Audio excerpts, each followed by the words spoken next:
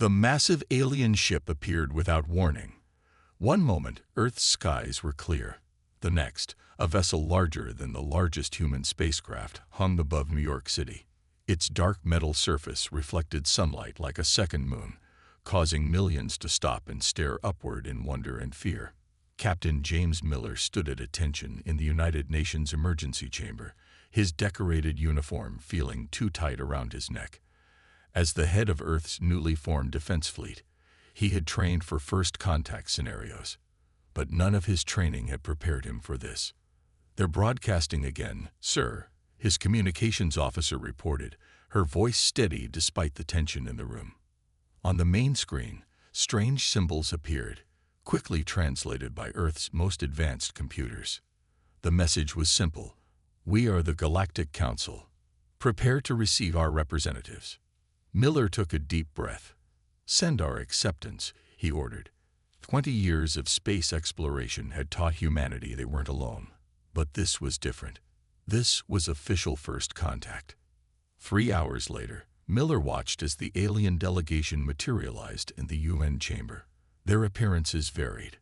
Some tall and slender, others short and bulky, but all carried themselves with an air of superiority that made Miller's combat instincts tingle. The lead alien, who called himself the High Commander, stepped forward. His metallic skin gleamed under the chamber lights, and his 4 eyes blinked in an unsettling pattern. "Humans," the High Commander spoke through a translator device, "we have observed your species for some time. Your technological progress is adequate." He paused, his upper eyes narrowing. "However, your military capabilities are concerning. Your weapons are primitive, your defense is weak." Miller felt his jaw tighten. Behind him, other military leaders shifted uncomfortably. "We come with an offer," the High Commander continued. "Submit to Galactic Council oversight. Surrender your military assets. Accept our guidance." His translator device couldn't hide the condescension in his tone. "Resist, and we will be forced to take more direct action." The UN Secretary-General stepped forward. "With respect, High Commander, Earth is a sovereign planet. We welcome peaceful relations, but we will not surrender our right to self-defense." The High Commander's skin rippled. A sign Miller guessed was amusement. "Self-defense," his translator crackled. "Your most advanced chips can barely reach your own moon. Your weapons would not scratch our vessel's shields. What defense could you possibly mount?" Miller couldn't stay silent any longer. "Sir," he addressed the alien leader, "humanity's history is full of supposedly weaker forces succeeding against overwhelming odds. We prefer peace, but if threatened." He let the sentence hang. The High Commander turned all 4 eyes toward Miller. "Yes. Your species' infamous stubbornness. We've studied your conflicts." He moved closer, towering over Miller. "But you've never faced anything like us. Your primitive projectile weapons, your basic energy shields, they are children's toys compared to our technology." The alien leader raised all 4 arms, gesturing to his delegation. "Look around, human. Each member of my security detail carries enough firepower to level one of your cities. Our smallest ships could end your civilization in days." "Then why offer us a choice?" Miller asked, meeting the alien's gaze. "Because total annihilation is messy, inefficient." The High Commander's translator crackled with what might have been a laugh. "Submit now, and your species can serve a useful purpose in the Galactic Council." The room fell silent. Miller looked around at the other human leaders, seeing the same determination in their eyes that he felt in his heart. "We'll need time to discuss your offer," the Secretary-General said carefully. "You have 48 Earth hours." The High Commander turned to leave, then paused. "Oh, and don't bother trying to hide your military movements. We're watching everything." As the alien delegation disappeared, Miller turned to his staff. "Get me every piece of intel we have on their ships. Every scan, every reading." His voice was quiet but firm. "If they want to corner us, they're about to learn why that's a very bad idea." The first drops of rain began to fall outside the UN building, as if Earth itself was preparing for the storm to come. Deep beneath the Rocky Mountains, in a bunker designed to survive nuclear war, humanity's leaders gathered to face their greatest crisis. The massive screens on the wall showed the alien ships, now numbering 15, positioned around Earth like a net waiting to close.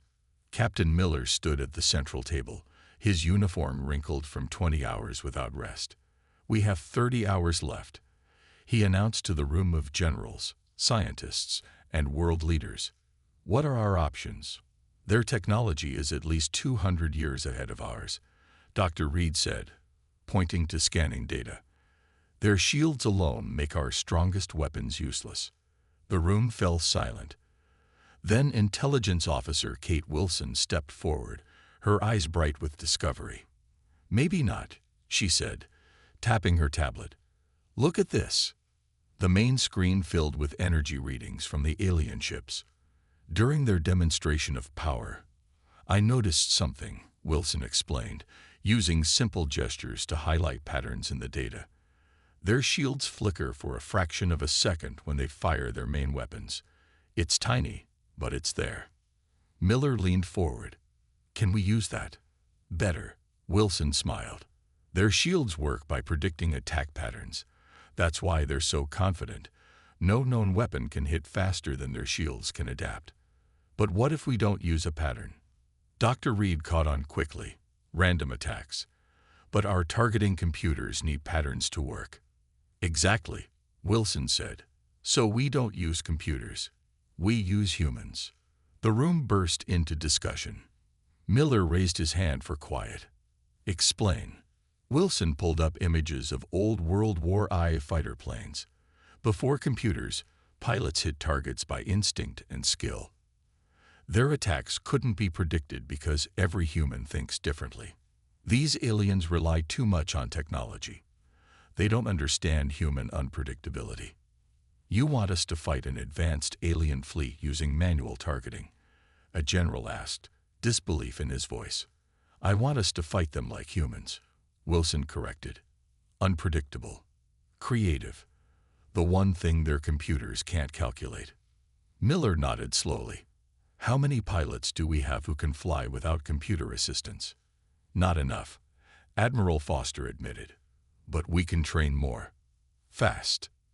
The next hours passed in a blur of activity. Around the world, pilots practiced flying with minimal computer help. Engineers modified missiles to accept manual targeting. Scientists studied Wilson's shield data, looking for any other weakness they could exploit. 20 hours before the deadline, Miller called another meeting. The bunker now hummed with energy as hundreds of personnel worked to prepare Earth's defense. "We've confirmed Officer Wilson's discovery," Dr. Reed reported. "The shield gaps are real. Small, but real. A perfectly timed random attack could get through." "And we have something else," Foster added. "The aliens don't know about half our underground bases. They're so focused on our space capabilities, they've ignored our ground defenses." Miller studied the battle plans taking shape. It wasn't much. Earth's forces were still hopelessly outnumbered and outgunned, but they had surprise on their side. And humanity's greatest weapon, the ability to face impossible odds with creativity and courage. "Send a message to the High Commander," Miller ordered. "Tell him we have an answer to his ultimatum." The alien leader's response was quick. His hologram appeared in the bunker, all four eyes glowing with anticipated victory. "Have you accepted the inevitable?" the High Commander asked. Miller stepped forward, his voice firm. "We have, but not in the way you think." He met the alien's gaze. "Humanity rejects your demands. We choose to fight." The High Commander's metallic skin rippled with what might have been laughter. "Then you choose extinction. Our weapons are armed. Our ships are ready. You cannot hope to win." "Maybe not," Miller agreed. "But we'll show you why it's a bad idea to corner humans. We don't fight to win. We fight to survive." As the hologram faded, Miller turned to his staff. "Send the order. Operation Human Spirit begins now." Above them, in the night sky, the alien ships began to move. The battle for Earth was about to begin. The alien ships struck at dawn. Their energy weapons lit up the sky like artificial suns, targeting what their scans showed as Earth's major military bases. The High Commander watched from his flagship, expecting quick victory. Instead, his tactical officer reported something strange. "Sir, the human bases, they're empty." Before he could process this information, new alerts flashed across his screens. All around the planet, hidden bunkers and underground hangars burst open. Hundreds of small craft poured out from places the aliens hadn't detected, their primitive designs making them almost invisible to advanced sensors calibrated for more sophisticated technology. In the command bunker, Miller watched the first phase of Operation Human Spirit unfold. "Status report," he ordered. "All squadrons airborne," Wilson replied, tracking the movements on her screen. "The aliens are confused by our old tech signatures, just as we hoped." The first wave of human fighters approached the alien fleet.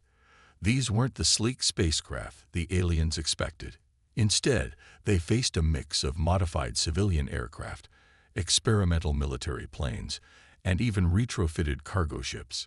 Each one flew erratically, piloted by humans who had trained to be as unpredictable as possible. "What is this foolishness?"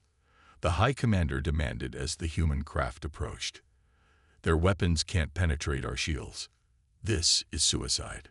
But something was wrong. His ship's defensive computers struggled to track the human vessels. They didn't follow any known attack patterns. Each pilot flew differently, making choices no tactical computer could predict. The first missile slipped through a shield gap during a power cycle. It was a direct hit. "Impossible," the High Commander roared as damage reports came in. How did they? More missiles found their marks. The alien fleet's perfect formation began to break as they faced an enemy that refused to fight by the rules. Human pilots weaved between energy beams, their seemingly random movements making targeting nearly impossible. In the chaos, Miller launched Phase 2. From the ocean depths, submarines that the aliens had dismissed as primitive launched specially modified torpedoes. In space, hidden satellites dropped clouds of simple metal debris, creating navigation hazards for the advanced alien ships. "They're splitting their formation," Wilson reported, watching the alien fleet struggle to adapt. "Their targeting systems can't handle multiple unpredictable threats." The High Commander's flagship rocked with another impact. "Launch the automated defense drones," he ordered. Thousands of small robot craft deployed from the alien ships. Miller had expected this. "Now," he commanded. Earth's atmosphere lit up with electromagnetic pulses, simple technology that the aliens had considered too primitive to be a threat. The pulses played havoc with the drones' sophisticated circuits, sending them crashing into each other. "Sir," Wilson called out, excitement in her voice. "It's working. Their ships are taking damage. Not much, but more than they thought possible." The battle raged for hours. Human casualties were high, but the aliens were shocked by their own losses. Their perfect technology, their superior weapons, none of it worked as planned against an enemy that fought with desperate creativity. Finally, the High Commander ordered his fleet to pull back to a higher orbit. His metallic skin had lost its shine, dulled by the stress of unexpected defeat. In the bunker, Miller received the casualty reports with a heavy heart. They had lost good people, but they had also achieved something remarkable. They had proven that humanity couldn't be easily conquered. "Send word to all commands," he ordered. "Phase 1 complete. Begin preparations for Phase 2. He looked at the tactical display, showing the alien fleet regrouping above Earth. "They thought they had us cornered. Now they know that's when we're most dangerous." Wilson nodded, already analyzing data from the battle. "They'll be back," she said, "with new tactics." "Good," Miller replied, "because we're just getting started. Now they'll learn why you should never corner a human. We always find a way to fight back." Above them, the sun set on a day that had changed everything. Humanity had won its first battle against an overwhelming force.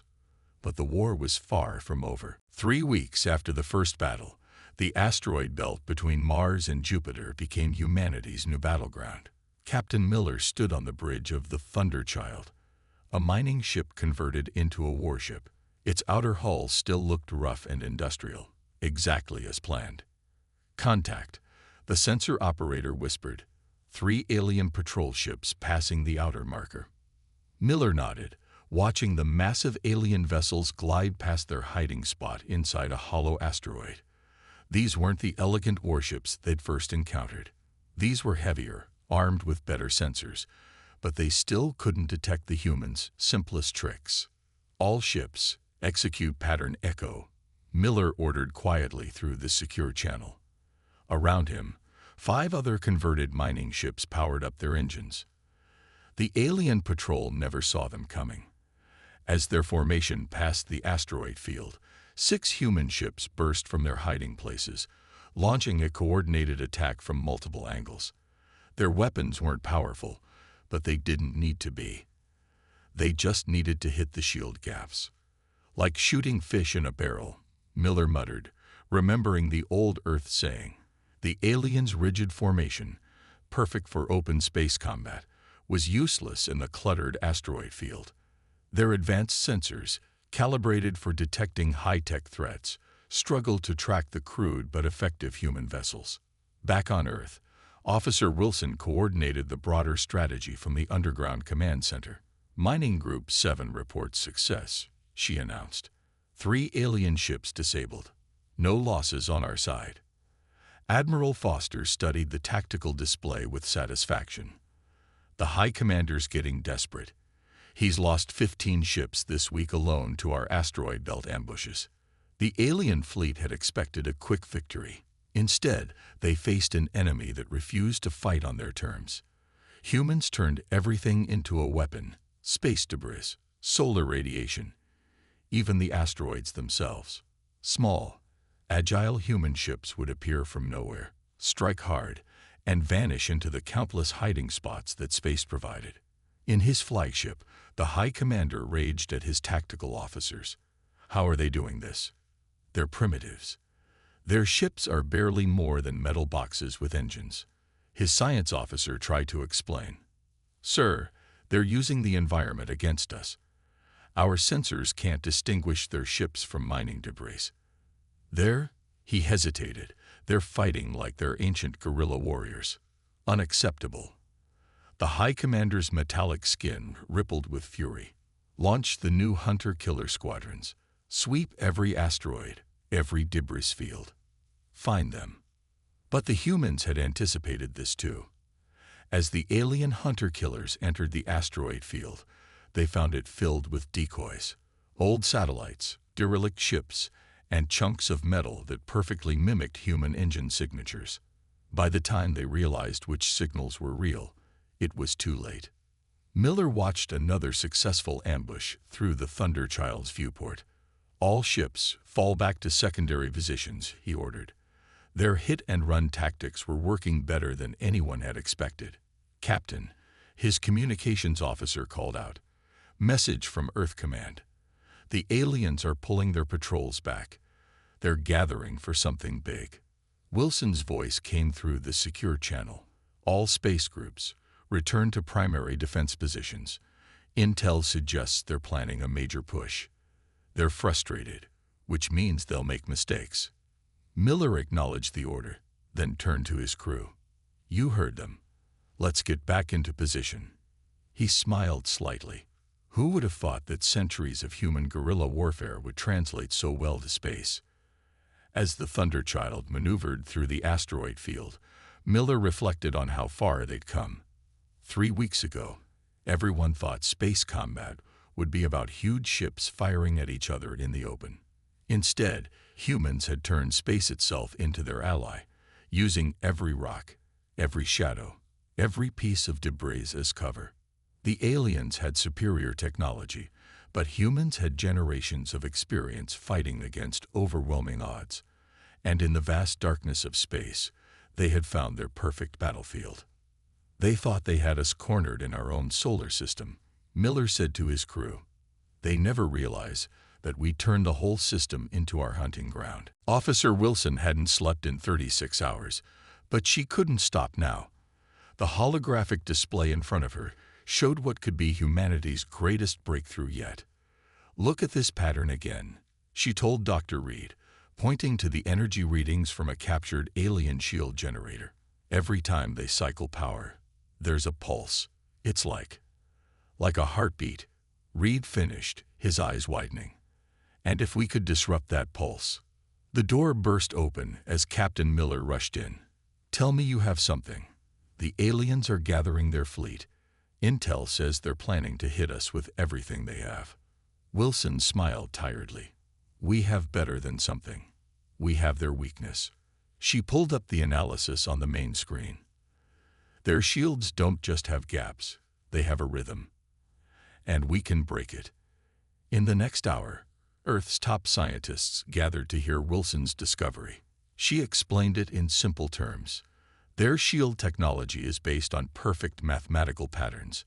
That's why our random attacks sometimes get through. But there's more. The shields pulse in sync across their entire fleet. Like an orchestra following a conductor, Reed added. Perfect harmony. But what happens to an orchestra if you introduce the wrong note at exactly the right moment? Miller leaned forward. "How do we use this?" "We've modified our old EMP weapons," Wilson explained. "Instead of trying to overpower their shields, we'll match their pulse pattern. And then break it.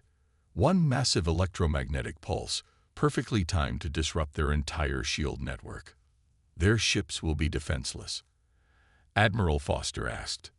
"For about 3 seconds," Wilson nodded, "but that's all we'll need." The next 12 hours were a blur of activity. Every available ship was fitted with the modified EMP devices. Crews worked tirelessly, knowing they might only get one chance at this. High above Earth, the alien fleet gathered. The High Commander had brought every ship he could spare. Over 200 vessels prepared to end this irritating resistance once and for all. "Begin the attack," he ordered. "No more games. No more hunting their primitive ships. We'll destroy their major cities one by one until they surrender." But as his fleet moved into position, something changed. His tactical officer reported hundreds of human ships rising to meet them, not hiding this time, but forming their own battle formation. "They want to fight us in open space." The High Commander laughed. "Finally, they'll learn the true power of our technology." On the Thunderchild's bridge, Miller watched the alien fleet approach. "All ships, hold position," he ordered. "Wait for the signal." Wilson's voice came through the comm. "EMP devices charge. Remember, we'll only get one shot at this. Timing has to be perfect." The alien ships opened fire. Their energy weapons lit up space like artificial stars, streaking toward the human fleet. "Now," Wilson shouted. Every human ship activated their EMP devices simultaneously. The pulse was invisible, but its effect was immediate. For a fraction of a second, the aliens' perfect shield harmony was disrupted. The pulses cascaded through their fleet like a wave of chaos through a perfect crystal. "All ships, open fire," Miller commanded. Humanity's weapons might have been primitive, but they worked. Without shields, the alien ships were surprisingly vulnerable. Their armor, designed to withstand energy weapons, proved less effective against old-fashioned projectiles and missiles. The High Commander watched in horror as his fleet's defenses failed. "Impossible. Their technology is too primitive to—" "Sir," his tactical officer interrupted. "We're losing ships. Their weapons, they're not following any known combat patterns. We can't predict where they'll strike." In the command center, Wilson allowed herself a small smile. "The greatest weakness of perfect technology," she said, "is that it can be perfectly disrupted." The battle had turned. For the first time since the war began, humanity wasn't just surviving. They were winning. The aliens were about to learn another lesson about cornered humans. Give them one advantage, and they'll use it to change everything. The High Commander's flagship limped back to their fleet's new position behind Mars. His once pristine command center now showed battle damage, and his metallic skin had dulled to a lifeless gray. On his main screen, reports of losses scrolled endlessly. 37 ships destroyed, 42 heavily damaged, and countless crew members lost to the humans' relentless attacks. How? He demanded, his 4 eyes fixed on the tactical display. How are these primitives doing this to us? His science officer spoke carefully, aware of the commander's growing rage. Sir, we've analyzed their strategy. They're not just attacking our ships, they're attacking our confidence. Each victory, no matter how small, makes them bolder. And our crews. He hesitated. Our crews are becoming afraid. Afraid of primitives. The High Commander's voice rose to a shriek. But he knew it was true. His fleet's morale was crumbling. Ships were hesitating to follow orders. Some crews were even requesting transfers away from the Earth campaign. The impossible was happening. The mighty Galactic Council forces were losing their will to fight. Back on Earth, Officer Wilson studied intercepted alien communications with growing satisfaction. Their coalition is fracturing, she reported to the War Council. 3 of their support fleets have already withdrawn from the system. Captain Miller nodded, his face showing the exhaustion of weeks of constant battle and the psychological warfare. Working better than we expected, Wilson replied. She pulled up footage from their latest victories. Every time we beat their technology with our primitive solutions, it spreads panic through their ranks. They can't understand how we're doing it, and that scares them more than our weapons. Admiral Foster joined them, adding her own report. Our deep space listening posts picked up interesting chatter. Some of their ships are spreading stories about humans being space demons who can't be defeated by normal means. She smiled slightly. Apparently, our habit of appearing from nowhere and vanishing again has given their crews nightmares. Keep pushing that advantage, Miller ordered. Fear is becoming our best weapon. The next wave of human attacks focused on the aliens' command and control systems. Small, agile ships would appear suddenly near alien communications relays, destroy them, and disappear before the enemy could respond. Other teams targeted supply lines, using their knowledge of the solar system's gravitational fields to set up ambushes that seemed to defy physics. In his flagship, the High Commander watched his authority crumble along with his fleet's morale. His own crew jumped to shadows, convinced that human ships could be hiding anywhere. Their once perfect formation was now ragged, with ships clustering together for protection against an enemy they couldn't predict. Sir, his tactical officer reported nervously, 3 more ships have broken formation. They're retreating without orders. The High Commander's rage finally exploded. Cowards. We are the Galactic Council. We cannot be defeated by savages who barely understand space travel. But even as he raged, more ships were quietly slipping away from his fleet. The mighty alien armada that had arrived to conquer Earth was coming apart not from human weapons, but from human ingenuity and determination. In the Earth Command Center, Wilson picked up a transmission that made her smile.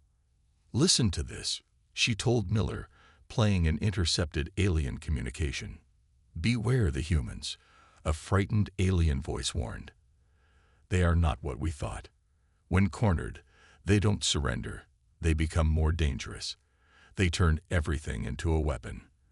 They appear from nowhere. They strike without pattern or reason. Retreat while you can. Miller nodded with grim satisfaction. Send word to all commands. Prepare for the final phase. The enemy is breaking. Now we show them what humanity does to those who threaten our world. The stars watched silently as humanity's defenders prepared for what they hoped would be their final battle. They had taken the aliens' greatest strength, their technological superiority, and turned it into a weakness. Now it was time to end this war. Earth's moon hung silently in space, its cratered surface reflecting sunlight onto the greatest battle humanity had ever faced. Captain Miller stood on the Thunderchild's bridge, watching as both fleets moved into position for what everyone knew would be the final confrontation. All ships report ready. Wilson's voice came through the comm. She had insisted on joining the Space Force for this last battle. The High Commander's flagship is approaching with their remaining loyal vessels. The alien fleet was smaller now. Barely 50 ships remained from their original armada. But these were their best crews, their most powerful vessels, led by a High Commander driven mad by the thought of losing to primitives. "Remember the plan," Miller broadcast to all ships. "Let them think they have us trapped against the moon. Let them think they finally cornered us." The alien fleet advanced in an attack formation that would have been perfect in any other battle. Their remaining ships still outgunned the humans by a significant margin. Victory seemed certain to them. That was their final mistake. "Now," Miller ordered. The moon's surface erupted. Hidden doors opened in dozens of craters, revealing artillery positions that humanity had secretly built over the past weeks. The alien fleet had just moved into a carefully planned crossfire. Impossible. The High Commander screamed as the first volley struck his fleet. "The moon is nothing but rock." They couldn't have. "Sir," his tactical officer interrupted. "Human ships appearing from beneath the lunar surface. They're everywhere." Miller watched as months of preparation paid off. While the guerrilla attacks had kept the aliens distracted, humanity had turned their moon into a fortress. Dozens of ships launched from hidden bases, their trajectories calculated to bypass the aliens' predictive targeting systems. "All units, execute final attack pattern," Miller commanded. "Show them everything we've got." The space around the moon erupted into chaos. Human ships attacked from every direction, using maneuvers that defied conventional space combat tactics. The EMP weapons fired again and again, disrupting alien shields at crucial moments. Each human vessel fought with the desperate creativity that came from defending their homeworld. On his flagship's bridge, the High Commander watched his carefully planned formation collapse into disorder. "Fight back," he screamed. "They're nothing but primitives." His words cut off as the Thunder Child burst through the debris of a destroyed ship, heading straight for his flagship's bridge. The High Commander stared in shock at the human vessel. It told scared and burned, but still fighting. "Send a message to all alien vessels," Miller's voice carried across all frequencies. "You came to our system. You threatened our world. You thought you had us cornered." He paused. "That was your mistake. This is our home. We will never surrender it."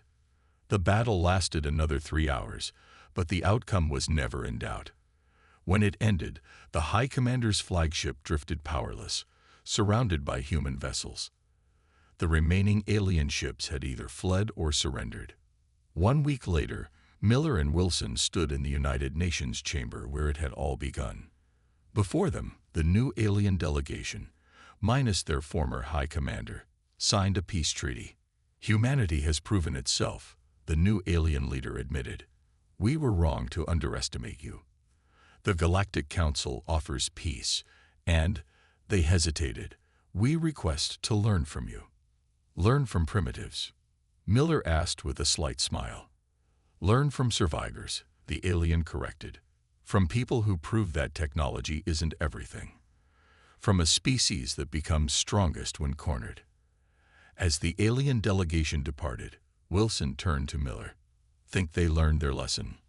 Miller looked out at the New York skyline, where reconstruction was already beginning. "I think everyone learned a lesson. Technology doesn't win wars. Determination does, and humanity never gives up." Above them, the moon continued its eternal orbit, now watching over a planet that had proven itself to the galaxy. Humanity had faced extinction and emerged stronger. They had shown the universe why you should never corner a human, because that's when humans fight the hardest.